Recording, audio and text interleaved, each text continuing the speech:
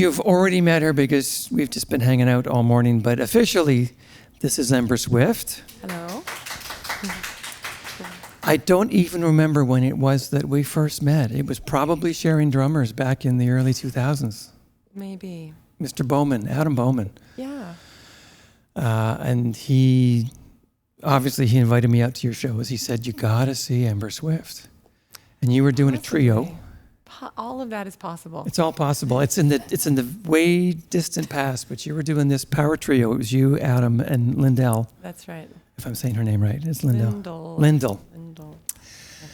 And it was the most wonderful progressive stuff I'd ever seen on stage, with the looping and everything you do with your guitars and your voice. That's code for weird. That's code for weird. I didn't fall asleep. No. It's code for. But it was the beginning of our friendship, and then over the years you've been at SongStudio. I want to say at least 3 times. I want to say 4 or 5, maybe. Yeah. This might be number 5. This could be number 5. When they're good like this, you keep coming back. Keep them coming back. But lately, it's harder to reach you. That's because you moved across the globe. That's right. I live in Beijing, China. Living in Beijing, China. So she's on day 7 of jet lag, recovering from flying over here. That's right. I feel like I'm slowly arriving. It's like your molecules are slowly gathering back into your body. I'm slowly here. I think I'm here, actually, today. It might be the first. You might be witnessing my first day of arrival. So you've prepared a Getting to Know Ember Swift. That's right. This actually is I'm reusing it. I did a presentation in Beijing about a month ago. I must tell you that I'm reusing it because some of the content will seem strange, so I'll explain it. But I was asked to do a presentation on the power of art. And they asked me to first start by introducing myself. I'd never put a PowerPoint together with some introductory, some information about myself. So I thought, hey, that's a good chance to reuse this PowerPoint. So that's a picture of my band in Beijing, 6 people. That's my Chinese name. Ziyu is the Chinese name. Those 2 characters are my Chinese name, but it has nothing to do with Ember or Swift. It's not a translation of my name, even though my name is actually an English, like a word, 2 words in the dictionary. I don't have a name that's translated. I have a name that's very poetic, but doesn't sound like a foreigner's name. I didn't want something that sounded like I was not of the culture, so I chose a name that was very poetic. 字 and 玉, it means sort of like fresh, newfound, reborn jade. That's what it means. But it's a genderless name. It's a very strong name. It's a historical name of a leader back, centuries ago. There's a lot of history to the name. Anyway, I love my name. Okay. This isn't very long, and then we'll talk about the details. So This is my most recent album, which came out in 2021. You obviously can't read the text; it's too small. But this was my press release, for lack of a better word. It was not named after the pandemic, although pandemic in the West began in mid-March of 2020. Most people assumed that this was some sort of pandemic reference, but I was living in Asia during it, and it started in January of 2020 in China. So March, it's not about the pandemic. It's about another previous meltdown that happened in a previous March. So that's a lot of people ask me about that. Very, very proud of my newest album. I think it's the best I've ever made. And I think it's the best collection of songs. It's the best production. It is a really strong album. But because it was released in 2021 and I was unable to leave China, I've never toured it in any of my Western markets. Not in Europe, not in North America, not in Australia. And therefore, no one has heard it. Please make that change today. I need 7 more listeners. I know where we're going to be playing next. Through the house system. All right. So when I was doing this presentation, I was doing it alongside of another Canadian who was also on the Power of Art forum. And his name is François Nadeau, and he lives in Beijing as well. He's from Montreal, and he's a photographer. So I wanted to feature one of his photos of my band. It is my favorite photo of the band. Let me also give you some background of the players. The guy on the right, the lower right, is from Cuba. He's actually just left China. I have to replace him. He was my bass player for 3 years. But I've gone through many players because I've been there for almost 15 years now. The guy in the upper right-hand corner is also from Cuba. He's a drummer. Now he lives in Guangzhou. It's very inconvenient unless I'm touring in the south. But I have a few different drummers. The Cubans are a great collection of musicians in Beijing. Right directly behind me is Gabriel Baudouin from Montreal, whom I met there, who's also my partner in life. He's an amazing guitar player and my guitarist. Upper left-hand corner is Wang Yaqi. She's a Chinese erhu player. So in my band, there's a mixture of East and West music, Eastern and Western instrumentation. And she's the Eastern instrumentation. She also sings backup. She's amazing, very spunky. And directly left there is my keyboard player from Ghana. It's a real collection of, I work with people from all over the world. Tell your friends! Tell your friends about Hooks and Ladders, but also about songstudio.ca. You can get all kinds of information about songwriting, tips, and all kinds of stuff. Anyway, like, follow, and subscribe. That's what we need. That's what you need. Okay. So before I went to China, I had released a lot of albums. So this was, we kind of met Allister around this 2002. This is when I come into the picture, yeah. So Allister's around this, like the orange square, third from the bottom. Yeah. That's around. But actually, Adam was only on the 2004 and 2006. But I started working with him. He was touring with you Yeah. earlier than that, yeah. That's right. That's Mr. Bowman. He referred to him as the connection point. Yes. But my first album was not even on CD. So when I talk about my history, especially for some of my students, because I do some occasional teaching, I'm not a full-time teacher, they're like, what's a cassette? And lately they've been saying, what's a CD? I'm like, No. Ouch, Say it people. isn't so. Edit yourself, people. But I have to explain the whole notion of cassette, because to be honest, in 1996, really nobody in the independent scene in Toronto, which is where I was based and where I began, no one was releasing CDs yet. It was too expensive to produce them, and all of the indie bands had cassettes, indie cassettes. So I really love my cassette because I feel like I just got in there at the last minute before CDs became hip. And so I have a little piece of that history as part of my Your career will collection. span so many different delivery mechanisms. That's right, because it's not stopping. I'm still No, going. it's not stopping. So then that was before China. And then when I went to China, which is often the question, why did you go to China? That's a long, long story, but to just give you a 3-sentence reason, I was tired, I wanted a break, I wanted to change.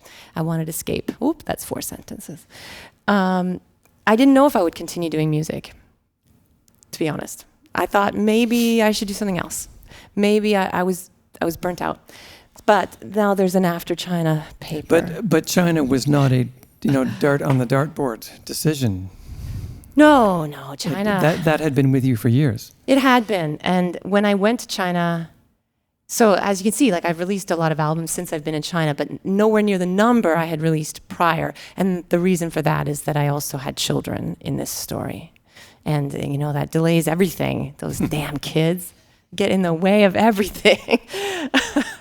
So China, yes, I went to university and have a degree in East Asian Studies from the University of Toronto. And when I graduated from university, I decided I really looked at a fork in the road and said, either I go to China or I pursue music. At that time, being only in my early 20s, I really thought that it was a dichotomy. I really thought there was a black or white decision. And I wasn't mature enough to understand that I could do both. So I decided to pursue music, and I put my Chinese culture, Chinese language, all that learning I had done in my back pocket. And when I came to the point of burnout in my crazy Western music career, the slide before this, I decided to take a sabbatical. And that sabbatical was in 2007 as a visitor to China. And I at the time, I was doing 200 shows a year. I was traveling so more than that because of travel days. So it was about 250 days a year on the road. I was just visiting my address in Canada. I was exhausted. I was really at the end of my ability to function. I thought, how do people do this for the rest of their lives? So I said to all of my people, my band, my agents, my managers, everything, I said, I have to take a break. I need 3 months off. And everyone granted me that privilege, but I was the money source, right? So if I wasn't on stage, no one else could be working, but everyone else could take time off, you know? And I felt that was very unfair. I know it was my project, but that why do I have to replace some of my musicians sometimes because they come up into conflicts, but I can never take a rest. When I did that though, it was really a revelation because for one, I gave myself a chance to rest. That was just a personal psychological revelation. The second was that I went to my dream destination, the place I'd always intended to go. And when I arrived there, it felt like everything was vibrating, like I had been there before. I felt a feeling of familiarity with a completely foreign place. And it was very, it threw me for sure. I really wasn't sure what to do with that feeling. Of course, I felt like I was falling in love with a land and a culture, and I felt like I was returning home in some way. But of course, I also felt this great pressure because I had a whole system. I had built up 10 years of touring and a big career here. I was never a household name, but I was a very functional musician. I was a self-sustaining touring artist that was doing quite well. So if I were to follow that very spiritual path of understanding why China felt so magnetic for me, I would have to give everything up that I had built. And I was in my early 30s and I thought, wow, like, do I start again now? And the answer was yes, I do. So I went back 3 times as a visitor, and I then moved in 2008. So between the 2007 visit and the 2008, there were 3 international flights, and I made everyone unhappy because we, at the time and even now, when you have a sustaining career, you often have dates booked a year to 18 months in advance.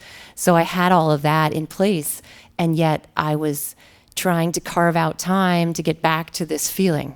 I needed to get back to this place that had meant so much to me. So that made my band angry, it made my agents angry, it made everybody angry, and eventually they just all quit me, so that then I had a great excuse to quit them and quit Canada. And I moved and started life anew, and then released my 2009 Lentic album, which actually is released under the name Lentic, not under the name Ember Swift, because I thought it was a full-out redefinition of who I was. Ember means fire, Swift means fast. Lentic is the scientific term for waters that move slowly, or slow-moving water. But then my Lentic project it threw people for a loop because it was very different than my previous music. It wasn't the singer-songwriter sort of folk grungy stuff that I was doing before. It was electronic music meets world music. There was some folk within it. Folktronica is what I called it, but nobody liked that. People don't like it when you create a new genre.